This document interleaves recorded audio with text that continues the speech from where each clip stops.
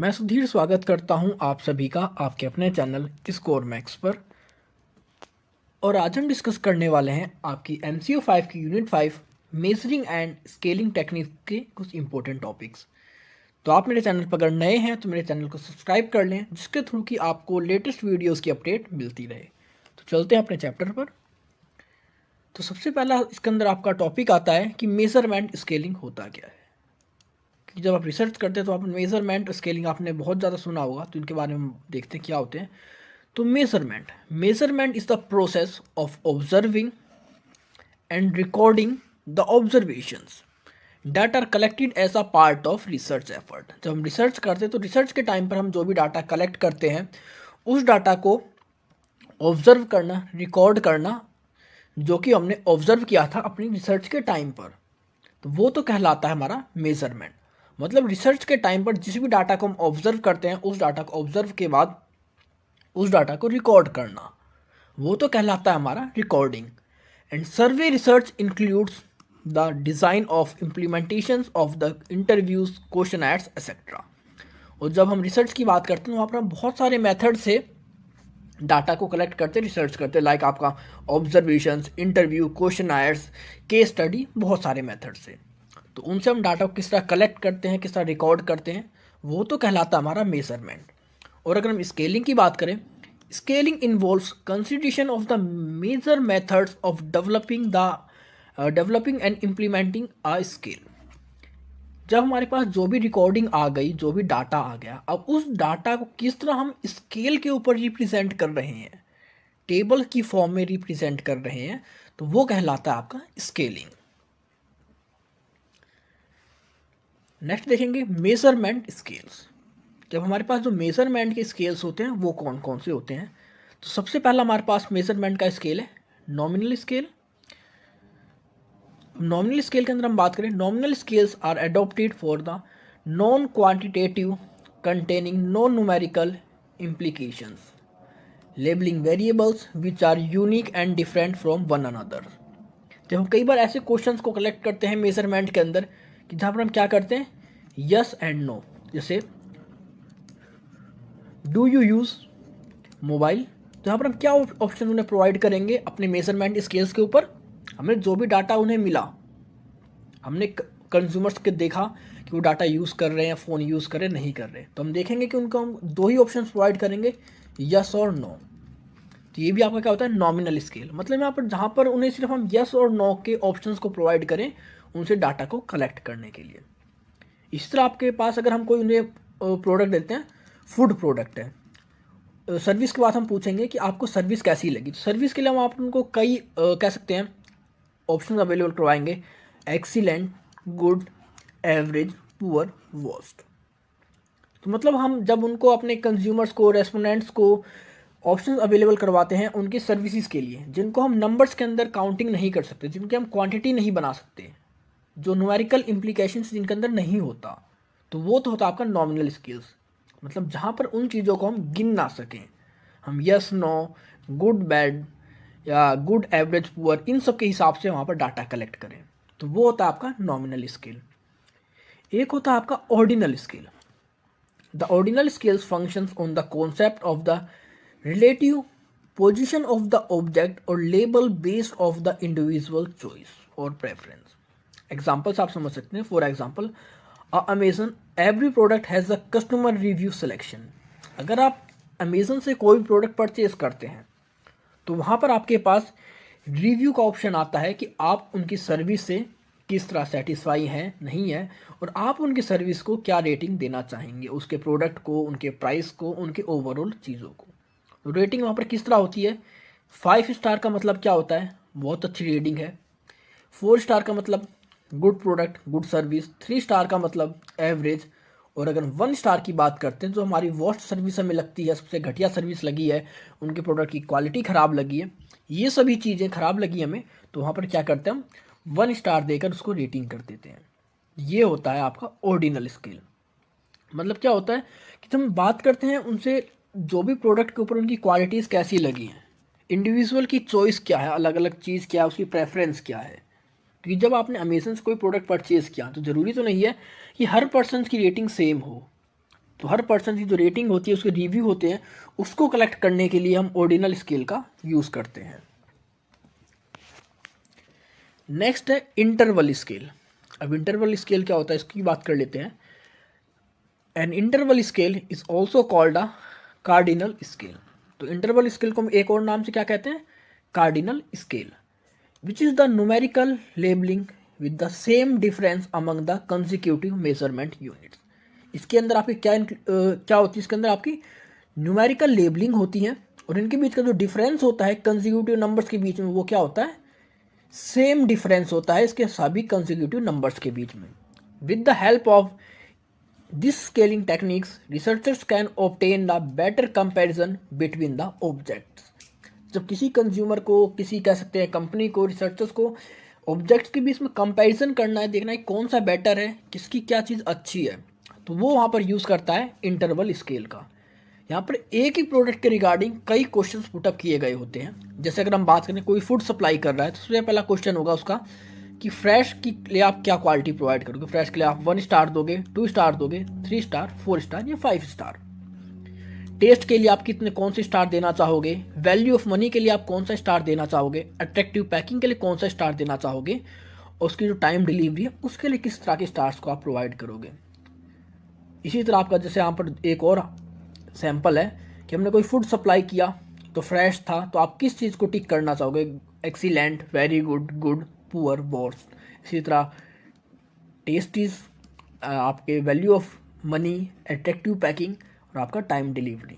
तो मतलब जब हम एक ही प्रोडक्ट के कई चीज़ों को चेक करना चाहते हैं, कई चीज़ों को एनालाइज करना चाहते हैं, उनके डाटा को कलेक्ट करना चाहते हैं, तो वहाँ पर क्या यूज़ करते हैं, इंटरवल स्केल्स। वहाँ पर हम न्यूमेरिकल टर्म्स का यूज़ करते हैं और सभी के बीच में जो आपको डिफरेंस होता है वो सेम होता है। लाइक आप देख सकते हैं 1 से 2 1 का डिफरेंस, 2 से 3 1 का डिफरेंस, 3 से 4 4 से 5, सभी के बीच में जो डिफरेंस है वो 1 का होता है, मतलब बराबर डिफरेंस होता है। नेक्स्ट होता है आपका रेशो स्केल। अब रेशो स्केल के अंदर बात करेंगे, one of the most superior measurement techniques in ratio scale similar to an interval scale. ये आपके इंटरवल स्केल की तरह ही होता है। A ratio scale is abstract number system, मतलब थोड़ा उसी को बढ़ा दिया गया है, उसको एक्सटेंड कर दिया गया है। It allows measurement at proper intervals, मतलब यहाँ पर हम इंटरवल्स की बात करते हैं अब, क्योंकि यहाँ पर था कि 1 1 से 2 2 से 3, हम एक कंटिन्यू कंसिक्यूटिव सीक्वेंस की बात कर रहे थे। लेकिन अब हम यहाँ पर बात करेंगे एक इंटरवल के बारे में, एक रेशो के बारे में। जैसे 0 से 10 कह दे, 10 से 20 कह दे, या 20 से 30 कह दे, मतलब हम यहाँ पर इंटरवल को लेकर उसके डाटा को कलेक्ट करते हैं।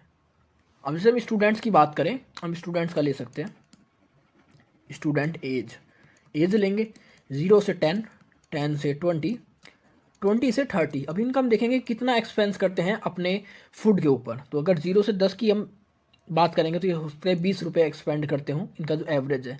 10 से 20 अगर बात करें तो ये 25 करते होंगे, और जो 20 से 30 है वो 50 रुपये करते होंगे। तो इस तरह के डाटा को कलेक्ट करने के लिए हम क्या यूज़ करते हैं, रेशो स्केल। यहाँ पर हम पर्सन को जो एक स्पेसिफिक कैटेगरी के अंदर डिवाइड कर देते हैं, उनके मेजरमेंट के लिए एक प्रॉपर इंटरवल होता है हमारे पास, और इंटरवल सबका जो क्या होता है, सेम होता है। इसके बाद हम देखेंगे स्केलिंग टेक्निक्स, कि अब हम उस डाटा को किस तरह रिप्रेजेंट करते हैं, किसी भी चार्ट के ऊपर अपनी बुक्स के अंदर रिकॉर्ड करते हैं। तो हमारे पास स्केलिंग के लिए 2 तरह के मेथड्स होते हैं। एक होता है कंपैरेटिव स्केल्स, दूसरा होता है नॉन कंपैरेटिव स्केल्स। अगर कंपैरेटिव की बात करें तो कंपैरेटिव को फिर फर्दर 4 पार्ट में डिवाइड किया गया है, pair comparison, rank order, constant sum, Q sort. और जो आपका नॉन कंपैरेटिव है, इसको फिर फर्दर आगे 2 पार्ट में डिवाइड किया गया है। एक आपका कंटिन्यूस रेटिंग स्केल्स और दूसरा था आपका आइटमाइज्ड रेटिंग स्केल्स। अब आइटमाइज्ड को फिर से आपके 3 पार्ट में डिवाइड किया गया है, लिकर्ट, सिमेट्रिक एंड स्टेपल। तो हम इनके 1 बाय 1 इन सभी को कंप्लीट करेंगे, जो आपके एग्जाम पॉइंट ऑफ व्यू से इम्पोर्टेंट है। सबसे पहले हम बात करेंगे कंपैरेटिव स्केल्स के बारे में, कि कंपैरेटिव स्केल्स के अंदर क्या क्या होते हैं। तो कंपैरेटिव स्केल्स के अंदर आपका जो सबसे पहला पार्ट आता है स्केल का, जो कैटेगरी आती है, वो आता है पेयर्ड कंपैरिजन। मतलब जब हम 2 चीज़ों के बीच में कंपैरिजन की बात करते हैं तो वहाँ पर बात करते हैं हम पेयर कंपैरिजन की। इस हिसाब से हम कह दें कि प्रोडक्ट ए और प्रोडक्ट बी, प्रोडक्ट ए है आपका सैमसंग का फ़ोन और प्रोडक्ट बी है आपका नोकिया का। तो इस कंडीशन में आप किस प्रोडक्ट को ज़्यादा प्रेफरेंस दोगे? मतलब हमारे पास दो पेयर अवेलेबल होते हैं और उन पेयर्स को हम कह सकते हैं उनके ऊपर हम रिस्पॉन्स लेते हैं अपने रिस्पोंडेंट्स के। तो जैसे जैसे जो लोग रिस्पॉन्स करेंगे उसके हिसाब से हम इनकी क्या कर देंगे, परसेंटेज डेवलप कर देते हैं। जैसे आपके पास ये है कि हमारे पास दो तरह की ब्रांड थी, हमें मार्केट सर्वे करना था कि किस ब्रांड को ज़्यादा सुपीरियर समझा जा रहा है, जिसकी डिमांड ज़्यादा है, किसकी कम है। तो ब्रांड ए को जो वोटिंग मिली थी वो 57% मिली थी और ब्रांड बी को जो वोटिंग मिली थी 43% मिली थी। यहाँ पर से हमें दिख गया कि जो कंज्यूमर प्रेफरेंस कर रहे हैं ब्रांड ए को ज़्यादा प्रेफरेंस दे रहे हैं कंपैरिजन टू ब्रांड बी को। तो ये होता है आपका पेयर कंपैरिजन। अब दूसरा होता है आपका रैंक ऑर्डर। अब रैंक ऑर्डर के अंदर क्या बात करते हैं, हम किसी एक स्पेसिफिक पर्सन से उसकी कई ब्रांडों को प्रोवाइड कर देते हैं और उससे हम कहते हैं कि आप इसमें नंबरिंग प्रोवाइड कर दो। अगर आपके पास कभी चॉइस हुई तो इनमें से आप किस रैंक में इनको यूज़ करोगे। जैसे यहाँ पर ब्रांड एक्स भी यूज़ कर रखी है तो यहाँ पर आप डाल सकते हैं कि यहाँ पर आपका फ़ोन एप्पल का हो, सैमसंग ब्रांड हो, नोकिया ब्रांड हो, फिर आपकी एमआई ब्रांड हो।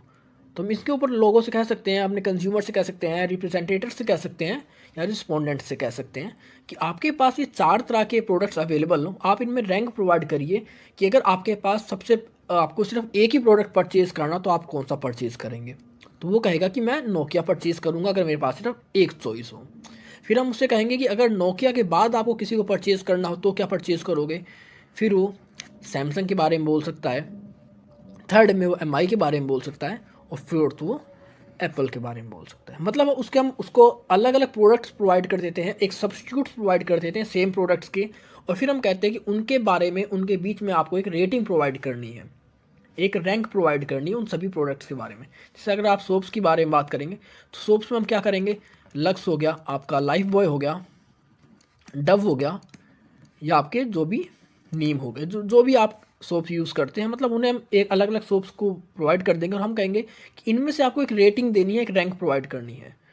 तो हर किसी की जो रैंकिंग होगी वो अलग अलग होगी। अगर कोई लक्स यूज़ करता है तो वो उसे पहली रेटिंग देगा, अगर कोई लाइफ बॉय यूज़ करता है तो उसे पहली रेटिंग देगा, अगर कोई डव यूज़ करता है तो उसे पहली रेटिंग देगा। तो हर पर्सन से यहाँ पर कंज्यूमर से उनके एक रेटिंग को कलेक्ट किया जाता है किसी स्पेसिफिक प्रोडक्ट के ऊपर, तो वो होता है रैंक ऑर्डर। इसके बाद आता है आपका कांस्टेंट सम स्केल। अब कांस्टेंट सम स्केल्स के बारे में बात करते हैं कि हम किसी भी प्रोडक्ट के ऊपर एक स्पेसिफिक उसका एक फिक्स कर देते हैं। जैसे अगर हम बात करते हैं फूड के बारे में, या हम करते हैं बेड शीट के बारे में, बेड शीट का आप एग्जांपल ले सकते हैं। अब बेड शीट को हम क्या करेंगे, टोटल 100 पॉइंट्स दे देंगे कंज्यूमर से, हमें कलेक्ट करने 100 पॉइंट्स।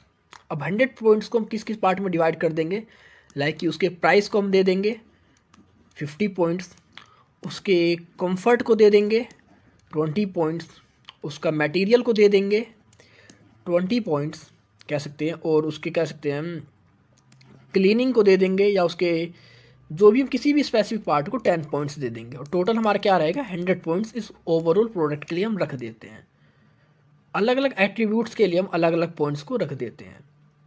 तो कंज्यूमर्स को जिस चीज़ में जो भी ज़्यादा कंफर्टेबल लगेगा उसके अकॉर्डिंग उसके वेट को, उसके पॉइंट्स को हमें देगा। अब जैसे हमने इसमें किस चीज़ का ले रखा है, डिटर्जेंट, हमने कोई डिटर्जेंट लिया तो हमारे पास 100 पॉइंट हमने डिटर्जेंट के फिक्स कर दिए कि हम 100 पॉइंट के अंदर कंज्यूमर्स का जो वैल्यू है वो देखना चाहते हैं कि वो किस पॉइंट को कितना नंबर देंगे।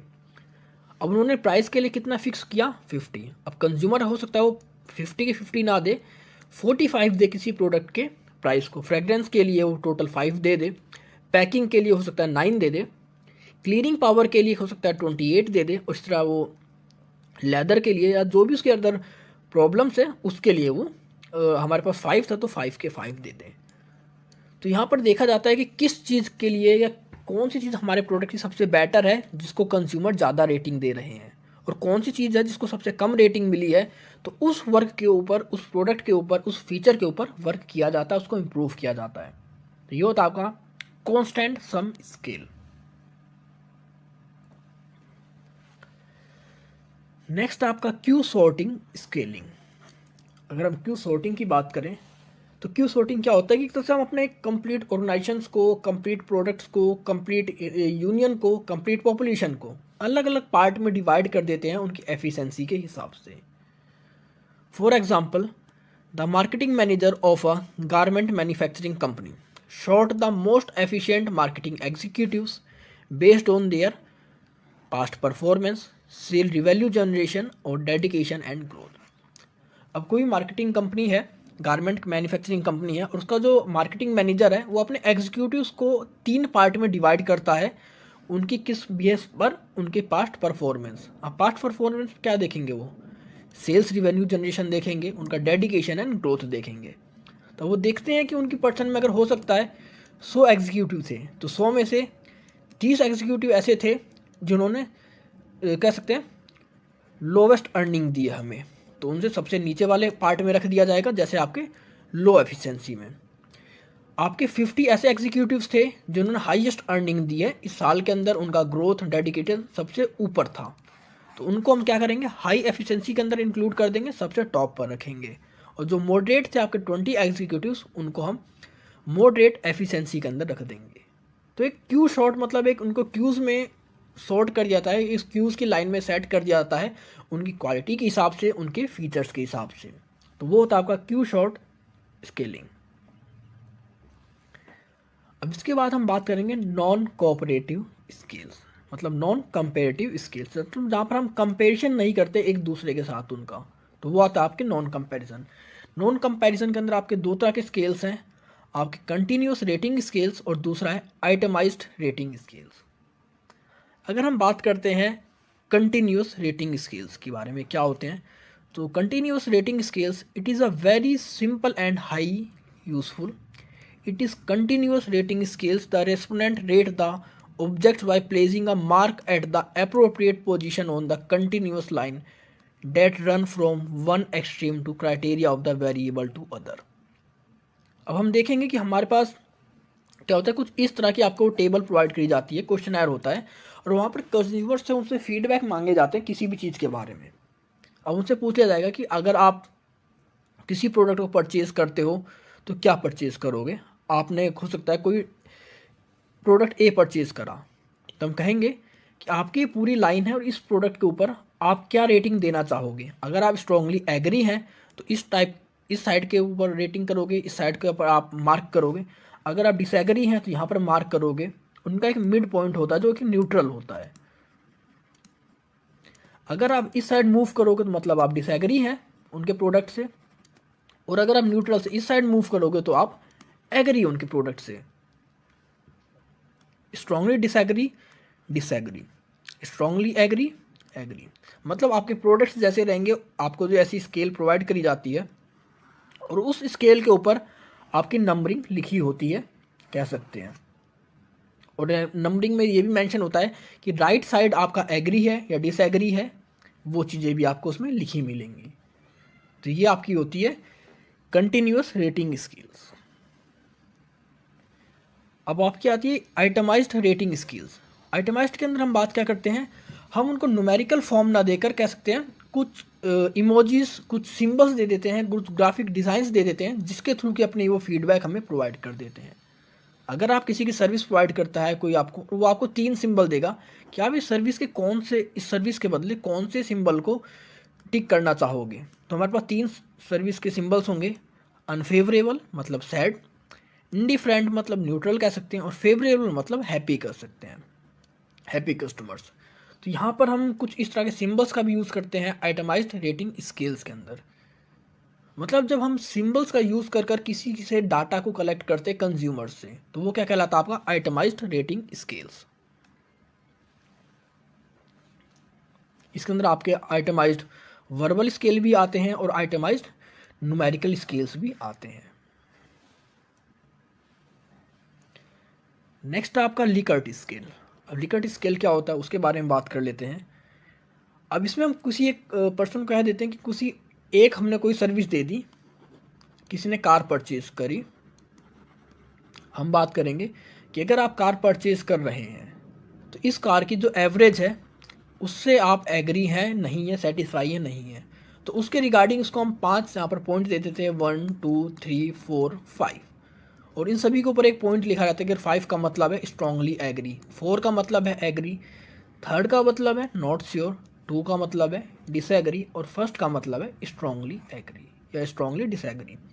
अब आप जिस भी ऑप्शन को यहाँ पर टिक करोगे मतलब वो डाटा आपसे कलेक्ट हो जाएगा हमारे उस रिसर्च के लिए। So in business research the Likert scale develop by the Rensis Likert. तो इसे डेवलप किसने किया था? रैंसिस लिकर्ट ने। It is extremely popular for measuring attitudes because the method is simple to administration. इसको मैक्सिमम कब यूज़ किया जाता है? उनके एटीट्यूड्स को किसी भी पर्सन के उसको मेज़र करने के लिए, क्योंकि बहुत ज़्यादा ईजी होता है। With the Likert scale, the respondent indicate their own attitudes by checking how strongly they agree or disagree with carefully worded statement that range from very positive to very negative towards। मतलब कोई भी statement दे रखी है और उस statement के regarding आप agree करते हैं या नहीं करते। नॉर्मली किस में यूज़ करी जाती है ये?